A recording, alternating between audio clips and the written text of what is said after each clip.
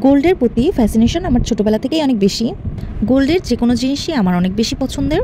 তাই আজকে আমি চলে গিয়েছি সিঙ্গাপুরের মোস্তফা জুয়েলারিতে। এত বড় জুয়েলারি শপে গেলে অ্যাকচুয়ালি কোনটা রেখে কোনটা নিব একদমই ওলটপালট হয়ে যায়। তো এই যে চুরগুলো পরে পরে দেখছিলাম, ফাইনালি একটা চুজ করেছি, ভিডিওতেই দেখাবো। দেন চুর নেওয়া হয়ে গেলে আমি লকেটের সেকশনে চলে এসেছি। অনেক খোঁজাখুঁজির পর আমি এই 3টা লকেট থেকে 2টো লকেট নিয়েছি। দেন এখানে আমি ছোট ছোট ইয়াররিংসগুলো দেখছিলাম যেগুলো রাফ ইউজ করা যাবে। দেন চলে এসেছি রিংয়ের সেকশনে। তো এখানে আমি বিটস দেওয়া এই রিংগুলো দেখছিলাম, তবে আমার হাতের নখের সাইজে হচ্ছিল না। তো আমার অনেক দিনের ইচ্ছা ছিল এরকম বিটস আলা আংটি নেওয়ার জন্য।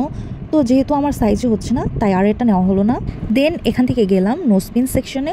আমার শাশুড়ির জন্য কিছু নোসপিন কালেকশন দেখছিলাম, তবে খুব একটা চোজ না হয় এটাও স্কিপ করতে হলো। দেন আমার হাজব্যান্ড আমাকে এই টিকলিগুলো কিনে দিতে চাচ্ছিল। তো আমি আবার ভাবলাম যে আমি এখনই এই টিকলিগুলো নিতে চাই না। তো তারপরও দেখছিলাম ছোট ছোট অনেক টাইপের টিকলি ছিল। ইনশাল্লাহ নেক্সট টাইম এগুলো কিনে নিব। আমার যেহেতু হাতের এই রিংগুলোই অনেক বেশি পছন্দ, তাই আমি ভাবছিলাম যে আমি টিকলি না নিয়ে রিংগুলোই নিতে চাই। তো এখান থেকে আমি যে কোনো একটা রিং নিতে চাচ্ছিলাম। তো আমার হাজব্যান্ড সারপ্রাইজলি আমাকে 2টো আংটি নিতে বললো। এদিকে আমি তো খুশিতে আত্মহারা হয়ে গেছি। দেন এই যে প্রচুর সাইজের কিন্তু মাছ লকেট আছে, আর আমার মাছ লকেট কিন্তু অনেক পছন্দের। তো ছোট্ট একটা মাছ লকেটও নিয়ে নিলাম। দেন আমরা এখানে দেখছিলাম চেইনের অনেক কালেকশন আছে।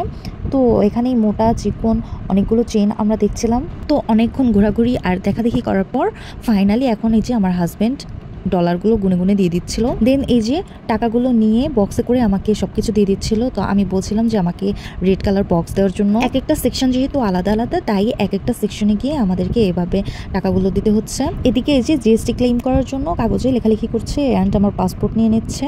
আর এখানে গিয়েও কিন্তু আমি বলছিলাম যে প্লিজ আমাকে রেড কালার বক্স খুঁজে দিন। দেন তারাও বুঝতে পারলো যে আমি রেড অনেক লাইক করি।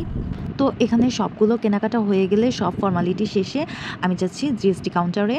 আমি যেহেতু ভিজিটর হিসেবে সিঙ্গাপুরে গিয়েছি, তাই এই জিএসটি ক্লেম তো একদমই মিস করা যাবে না। ফাইনালি এগুলো নিয়ে আমি অলরেডি বাসায় চলে এসেছি অ্যান্ড আমি তো অনেক হ্যাপি।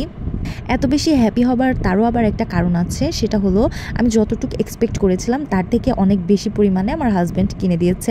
তো যাই হোক, মোস্তফা জুয়েলারিতে এত বেশি পরিমাণে গোল্ডের জিনিসপত্র আছে যে আমার মাথা একদম উলটপালট হয়েছে আমি কোনটা রেখে কোনটা নিব। তো বাসায় নিয়ে আসার পরে তো আমার কিছুতেই তর্স হয়েছিল না, আমি সেই রাতে এগুলো খুলে খুলে দেখছিলাম। এই যে এরকম একটা ফ্লাওয়ার রিং নিয়েছি, রাফ ইউজের জন্য নিয়েছি ইয়াররিংসটা। দেন নিয়েছি এই লাভ লকেটগুলো, এই লকেটটার দুই পাশে 2 রকম ডিজাইন নিয়েছি। এই ফিশ লকেটটা।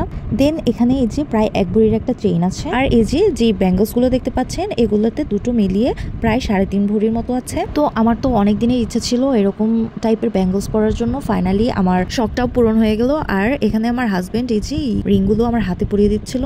আরও একটা কথা বলতে ভুলে গিয়েছি, এতগুলো গোল্ড শপিং করার পর আমাদেরকে এই যে এতগুলো চকলেট দিয়েছে, অবশ্য আরও কয়েকটা খেয়েও ফেলেছিলাম। তো এখানে কিন্তু আমার গোল্ড শপিং শেষ না, আমি বাংলাদেশে ব্যাক করার আগেই আবার গিয়েছিলাম মোস্তফা জুয়েলারিতে। তো ওই দিন কিন্তু আমি কোনো কেনার উদ্দেশ্যে গিয়েছিলাম না, জাস্ট আমি মোস্তফা জুয়েলারির সামনে দিয়ে যাচ্ছিলাম। তারপর আমার কেন যেন মনে হলো যে আমার এই রিংগুলো অনেক বেশি প্রয়োজন। ফাইনালি এই 2টো ইয়াররিংসগুলো আমি চুজ করি অ্যান্ড কিনেও ফেলি। তো আমার এবারের গোল্ড কালেকশনগুলো কেমন হয়েছে জানাতে ভুলবেন না।